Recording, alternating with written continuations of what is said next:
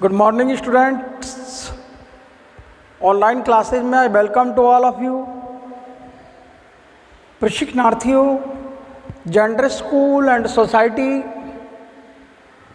BA B.Ed BSc B.Ed 4th year में आप पढ़ रहे हैं लैंगिक मुद्दे। जेंडर संबंधी मुद्दों में आपने इससे पहले वाले पाठों में नारीवाद के विभिन्न रूपों का अध्ययन किया और नारीवाद के उन रूपों में आपने देखा उदारवादी स्त्रीवाद, नारीवाद, समाजवादी नारीवाद और आज का अपना टॉपिक है उग्र स्त्रीवाद, उग्र नारीवाद। प्रशिक्षणार्थियों, इन विचारधाराओं का उद्देश्य महिलाओं की दशा सुधारने के लिए है। ये चाहते हैं इन विचारकों के द्वारा जिस क्रांति का आगाज किया जा रहा है उस क्रांति को वास्तविक रूप मिल जाए। प्रशिक्षणार्थियों, स्त्रियों की स्थिति से संबंधित ये नारीवादी विचारधारा स्त्रियों की दशा सुधारना चाहती है।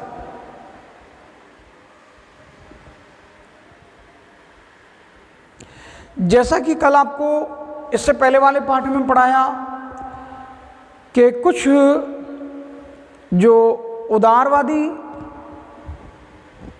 स्त्रीवाद है वो उदारवादी विचारधारा के समर्थक चाहते हैं कि पुरुषों की स्थिति में कुछ सुधार किया जाए, उनको समझाया जाए,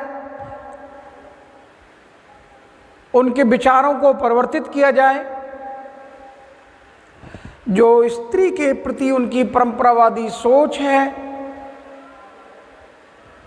जो स्त्री के साथ वो दोयम दर्जे का व्यवहार करते हैं, उस दोयम दर्जे के व्यवहार को, उस परंपरावादी सोच को ये उदारवादी विचारक समझाकर विचार परिवर्तित करके वो महिलाओं की दशा सुधारना चाहते हैं।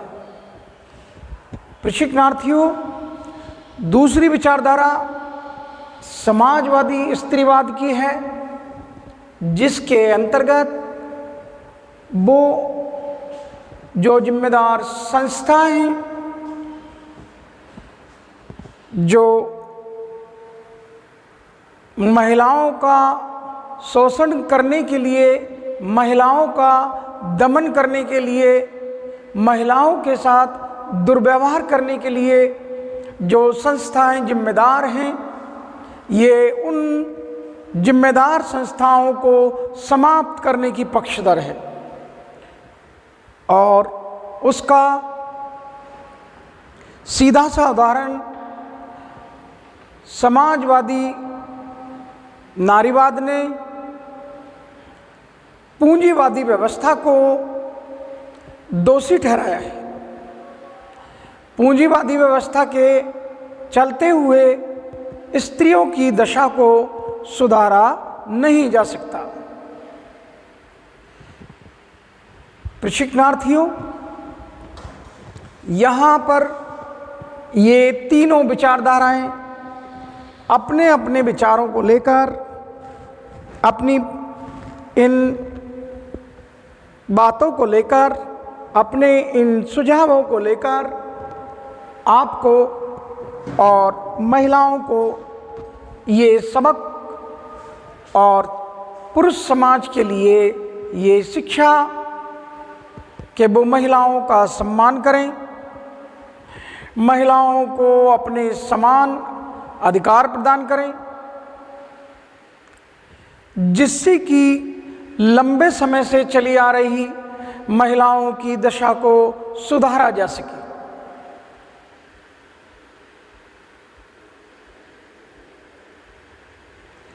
उग्र स्त्रीवाद, उग्र नारीवाद, ये जो विचारधारा है ये क्रांतिकारी रूप है नारीवाद का। उग्र स्त्रीवाद, उग्र नारीवाद, ये क्रांतिकारी रूप है। ये समाज में क्रांति लाने का पक्षधर है। प्रशिक्षणार्थियों, उग्र स्त्रीवाद महिलाओं को पुरुष की गुलामी से, पुरुष के शोषण से, पुरुष के दुर्व्यवहार से या पुरुष की या पुरुषवादी सामाजिक व्यवस्था से छुटकारा दिलाने का पक्षधर है। इसके समर्थकों में बेटी फ्राइडन, कैट मिल्ट, एम डेली, सुलामित फायरस्टोन आदि इस विचारधारा के प्रमुख समर्थक हैं। पुनः सुन लीजिए, इस क्रांतिकारी रूप के समर्थक बेटी फ्राइडन, कैट मिल्ट, एम डेली, सुलामित फायरस्टोन आदि विद्वान इस विचारधारा के प्रमुख समर्थक हैं। प्रशिक्षणार्थियों, ये समर्थक या उग्र नारीवाद ये पितृप्रधान व्यवस्था को उत्पीड़न का मुख्य कारण मानता है।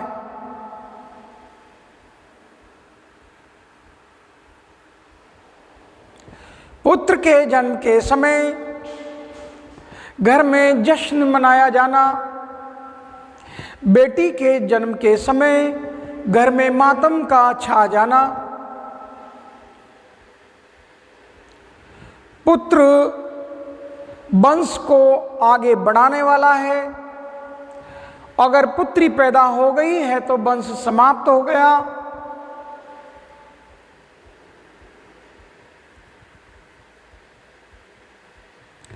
पुत्र ही दाह संस्कार करेगा, पुत्र ही पिंडदान देगा या पिंडदान करेगा। पुत्र की प्राप्ति माता पिता के लिए स्वर्ग में ले जाने वाली है। प्रशिक्षणार्थियों, ऐसी विचारधारा के, पितृप्रधानता वाली विचारधारा के होने से लोगों को जो पितृप्रधानता है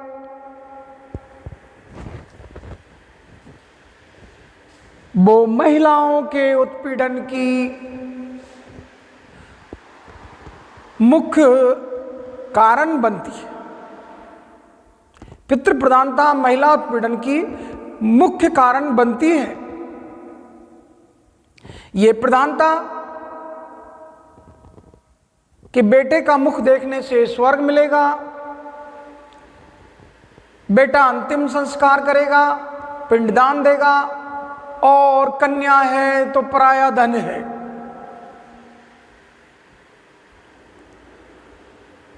उसकी शिक्षा में कटौती, उसके खान पान में कटौती, उसके कपड़ों आदि में कटौती, वस्त्र आदि में कटौती, उसको अच्छा भोजन नहीं, और पुत्र के लिए अच्छे अच्छे भोजन, व्यंजन, सुख सुविधाएं मुहैया कराई जाती हैं। ऐसी सोच वाला समाज महिलाओं को सिवाय उत्पीड़न के कुछ और नहीं दे सकता।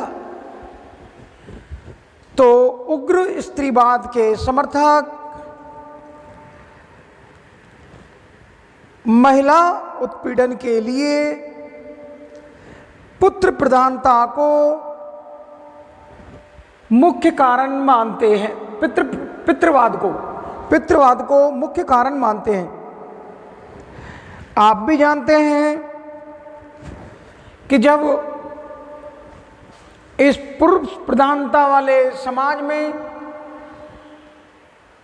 बेटे का जन्म हो तो जश्न का माहौल हो जाता है, थालियां बजाई जाती हैं, फूल बरसाए जाते हैं, मिठाइयाँ बांटी जाती हैं। क्या ये दंत कथाएं हैं? ये सत्य कथाएं हैं। ऐसा लंबे समय से चला आ रहा है क्योंकि समाज में पुरुष की प्रधानता है, स्त्री पर उसका प्रभुत्व बरकरार है और उसके प्रभुत्व को लेकर बालक को परिवार में जब उसका समाजीकरण किया जाता है तो समाजीकरण में उस पुत्र के लिए महिलाओं पर अपना अधिकार जताना या जताने की शिक्षा देना या जताने का प्रशिक्षण देना, ये परिवार से समाजीकरण किया जाता है। उस छोटी उम्र के बालक में ये संस्कार डाले जाते हैं कि ये लड़कियां हैं, ये पराया धन हैं, ये महिलाएं हैं, इनको घर में रहना है, इनके लिए सीमाओं का, लक्ष्मण रेखा का उल्लंघन नहीं करना है। और महिलाओं को दोयम दर्जा प्रदान किया जाता है कि वो पुरुष के मुकाबले में शारीरिक रूप से, बौद्धिक रूप से, सांस्कृतिक रूप से, धार्मिक रूप से, सभी रूपों में पुरुषों से पिछड़ी हुई हैं।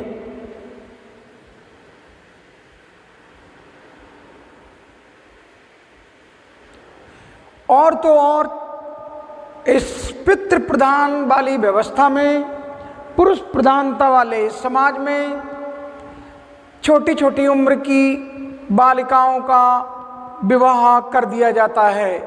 ऐसी मान्यता है कि लड़कियां बड़ी हो जाएं, उनकी उम्र बड़ी हो जाए तो वो किसी काम की नहीं रहती क्योंकि स्त्री पराया धन है। और माँ बाप ऐसी व्यवस्था के अनुसार उसकी पढ़ाई छुड़ा देते हैं,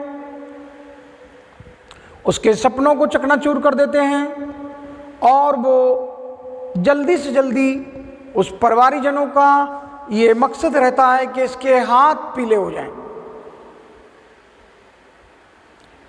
चाहे उनकी बेटी का दिल नीला हो जाए लेकिन हाथ पीला होना चाहिए। ये सोच,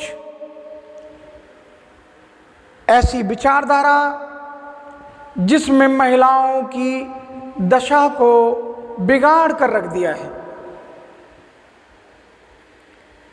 प्रशिक्षणार्थियों, यहाँ पर जो महिलाओं के साथ इस व्यवस्था के अंतर्गत कि पुत्र ही वंश को आगे बढ़ाएगा, पुत्री रही तो वंश समाप्त हो जाएगा, आर्थिक अधिकारों से महिला को वंचित कर देना और उसको अपनी संपत्ति में कोई हिस्सा नहीं देना और पूर्वजों को पिंडदान। आप देखते हैं जिन संस्कारों का मैं नाम ले रहा हूं वो संस्कार सारे पुरुष प्रधानता वाले समाज में हैं। आज मातम क्यों छाया हुआ है घर में? ये सन्नाटा क्यों पसरा हुआ है? वो सन्नाटा, वो मातम गवाही देता है उस परिवार में, उस कॉलोनी में, उस घर में मातम छा गया है। तो मोहल्ले वालों को, पास पड़ोसियों को, सबको उस मातम की और उस गमगीन माहौल की आहट सुनाई देती है कि यहाँ पर चोरी हुई है, जैसे कि उनके घर में चोरी हुई है। इस प्रकार की जो विचारधारा है कि पुत्र नहीं हुआ तो वंश समाप्त हो जाएगा और पुत्री ही है वंश को आगे चलाएगा, बेटी पराया धन है, इसको क्या पढ़ाया जाए, कल को चली गई तो इसकी शिक्षा सारी इसकी ससुराल चली जाएगी। तो ये तो सोचिए कि आज आप अपने घर से अपनी डॉक्टर बेटी को विदा कर रहे हो तो आपको किसी दूसरे परिवार की बेटी डॉक्टर के रूप में आपके घर आ जाएगी, लेकिन आप अपनी बेटी को मरीज की भूमिका में दूसरे घर में दाखिल कर रहे हो। जो मरीज आपने दूसरे के घर में दाखिल किया है, कल जब आप अपने बेटे का विवाह करने जाएंगे तो वो मरीज दुल्हन ही लाएंगे, क्योंकि आपने बेटी को डॉक्टर बनने ही नहीं दिया। आपने बेटी को डॉक्टर बनने नहीं दिया, आपने बेटी को डॉक्टर की जगह क्या बना दिया, मरीज। तो आपको दुल्हन भी मरीज ही मिलेगी। ये कोई दंत कथा नहीं है। आपकी बेटी टीचर बनने जा रही थी, आपने उसकी पढ़ाई छुड़ा ली, तो जिस घर में आपने अपनी बेटी को दुल्हन बनाकर भेजा है वो टीचर बनकर नहीं गई है, वो शिष्य है, स्टूडेंट्स है। जब गुरु बनाकर नहीं भेजा है तो वो शिष्य बनकर गई है, चेली बनकर गई है। और वो शिष्या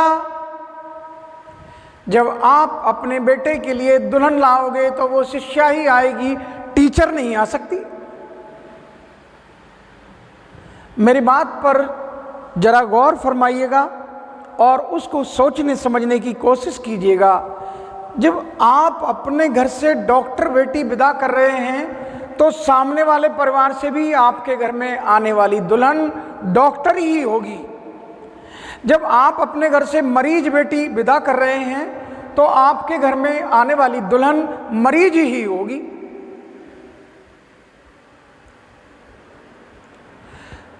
जरा गौर तो करो कि आपने दिया क्या है जो मांग रहे हो। आपका अतीत आपका पीछा नहीं छोड़ेगा, अतीत नहीं, आपका अतीत।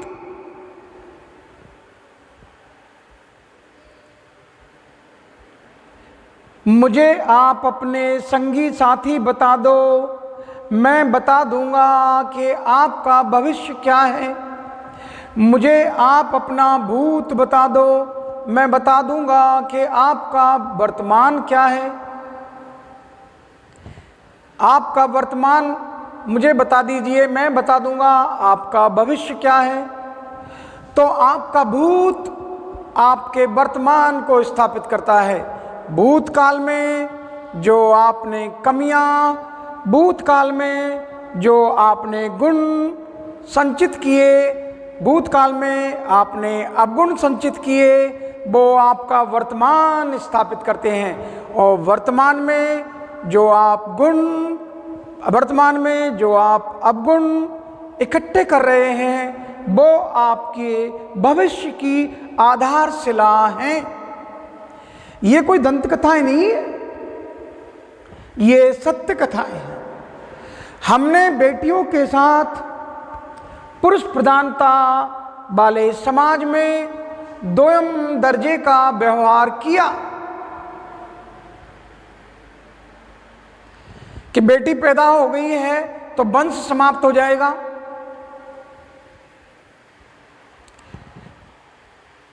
बेटा है स्वर्ग में ले जाएगा। बेटे का मुख देखने से आपने जीवित पुत्र का मुख देख लिया तो आप स्वर्ग में चले जाएंगे। अपने बुजुर्गों को पिंडदान का कार्य, पितरों को जो भी अर्पित किया जाता है वो कार्य पुत्र ही करते हैं, क्या पुत्री नहीं कर सकती? प्रशिक्षणार्थियों, उस बालिका को, उस महिला को पैतृक संपत्ति में भी कोई हिस्सा नहीं दिया जाता।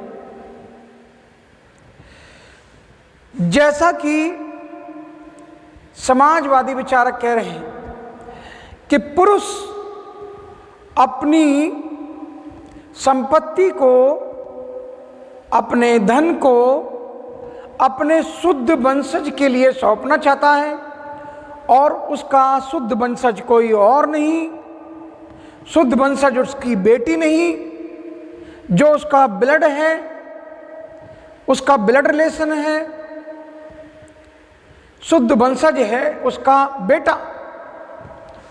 तो ऐसे समाज में जहां स्त्री पर पुरुष का प्रभुत्व कायम किया गया है,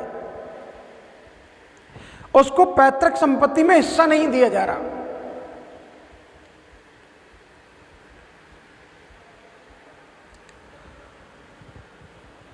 उसकी शिक्षा से उसको वंचित किया गया, उसके भोजन में कटौती की गई, उसके खेलने कूदने पर पाबंदी, वो परिवार में कोई निर्णय नहीं ले सकती, उसके विचारों को, उसके जज्बातों को, उसके ख्यालात को कुचल दिया जाता है। ये पुरुष प्रधानता वाला समाज है, जिसमें बालक का समाजीकरण किया जा रहा है, तो उसमें भी उस बालक के लिए यही शिक्षा प्रदान की जा रही है कि महिलाओं को नियंत्रित करना सीख लो, महिलाओं को अपने बस में करना सीख लो। ये प्रशिक्षण दिया जा रहा है। प्रशिक्षणार्थियों, यहाँ पर मैं आपसे जिस बात की चर्चा कर रहा हूँ वो है स्त्री के जीवन को पुरुषों के अधीन कर दिया गया है। स्त्री के जीवन को पुरुषों की गुलामी के लिए समर्पित कर दिया गया है। जबकि उग्र स्त्रीवाद के विचारक, जबकि उग्र नारीवादी विचारक लिंग के लिए कोई अंतर महसूस नहीं करते, लिंग के आधार पर कोई अंतर नहीं है ऐसा मानते हैं। स्त्री लिंग, पुरुष लिंग, उग्र नारीवाद के विचारक इसको नहीं मानते। वो मानते हैं मानवीय, वो एक ही कहना है उनका कि ये सिर्फ मानवीय संबंधों पर आधारित तो होना चाहिए। प्रशिक्षणार्थियों, उग्र नारीवाद या उग्र स्त्रीवाद के समर्थक एक ही विचारधारा को मानते हैं। वो उनकी विचारधारा है कि लिंग के आधार पर स्त्री और पुरुष में कोई भेदभाव नहीं करना चाहिए, क्योंकि स्त्रीलिंग पुल्लिंग कुछ नहीं बल्कि ये मानवीय है। उनको मानवीय दृष्टिकोण से देखना चाहिए, ना कि स्त्रीलिंग पुल्लिंग। प्रशिक्षणार्थियों, इन समर्थकों का कहना है कि लिंग असमानताएं जो भी समाज में निर्मित की गई हैं, वो लिंग असमानताएं सारी की सारी पुरुषों के द्वारा बनाई गई हैं, पुरुषों के द्वारा गढ़ी गई हैं, पुरुषों के द्वारा रचित की गई हैं। प्रशिक्षणार्थियों, ये लिंग संबंधी जो असमानताएं जो हमारे समाज में स्त्रियों को दोयम दर्जा प्रदान करती हैं, स्त्रियों की दुर्दशा के लिए ये लिंग असमानताएं जिम्मेदार हैं जो स्त्रियों को स्त्रियों का शोषण किया जाता है, स्त्रियों का दमन किया जाता है, स्त्रियों के साथ दुर्व्यवहार किया जाता है, उन सब के लिए ये हमारे पुरुष समाज के द्वारा निर्मित लिंग असमानताएं ही जिम्मेदार हैं, क्योंकि इनको पुरुषों ने ही निर्मित किया है। प्रशिक्षणार्थियों, ये उग्र स्त्रीवाद के समर्थक महिलाओं की इस असमानता के लिए, स्त्रियों की अधीनता को समाप्त करने के पक्षधर हैं। वो चाहते हैं कि महिलाओं को गुलामी से छुटकारा मिल जाए, महिलाओं को पुरुषों की अधीनता से छुटकारा मिल जाए। इस बात के पक्षधर हैं कि महिलाओं को छुटकारा मिलना चाहिए और उस गुलामी से छुटकारा मिलना चाहिए जिस गुलामी को वो लंबे समय से पुरुषों के लिए करती आ रही है। प्रशिक्षणार्थियों, जैसा कि मैं आपसे पहले भी कह चुका हूं कि उग्र स्त्रीवाद के जो समर्थक हैं या उग्र नारीवाद के जो विचारक कैट मिल्ट, एम डेली, सुलामित फायरस्टोन और बेटी फ्राइडन, इन समर्थकों का कहना है कि विवाह जैसी प्रथा का विरोध होना चाहिए।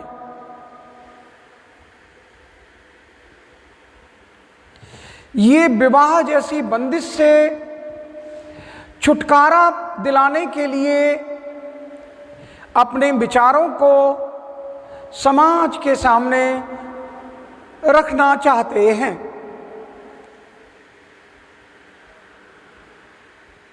विवाह एक बंधन है जिसमें पुरुष के द्वारा स्त्री को अपने शुद्ध वंशज की कामना होती है और वो शुद्ध वंशज उसकी संपत्ति को संरक्षित करने के लिए, संपत्ति का हस्तांतरण करने के लिए सिर्फ पुत्र के रूप में देखा जाता है और महिला को बच्चे पैदा करने की एक मशीन की भूमिका में छोड़ दिया जाता है। यहाँ पर गौर करने की बात यह है कि आप जरा ध्यान दीजिए कि उग्र स्त्रीवाद के समर्थक इस बात के लिए प्रयासरत हैं कि महिलाओं को महिलाओं के लिए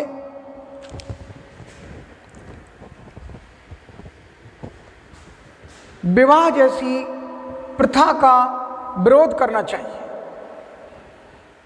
विवाह की पाबंदी को खत्म करना चाहिए।